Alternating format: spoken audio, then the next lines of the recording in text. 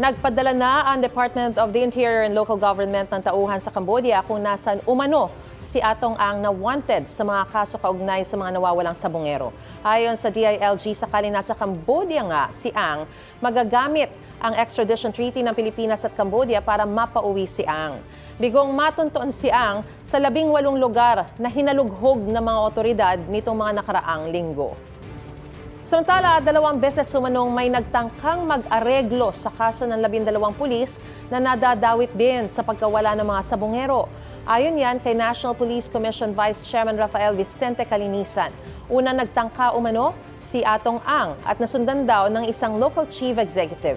Tumanggi magbigay ng pahayag ang abogado ni Ang dahil nasa korte na ang kaso.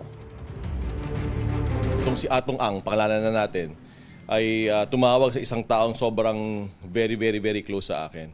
Ay yung tipong level na sobrang hindi ako makakahindi o mahihirapan akong humindi. May baka daw pwedeng matulungan yung mga pulis niya. Hindi tayo naareglo. Igan, mauna ka sa mga balita, mag-subscribe na sa GMA Integrated News sa YouTube para sa iba't ibang ulat sa ating bansa.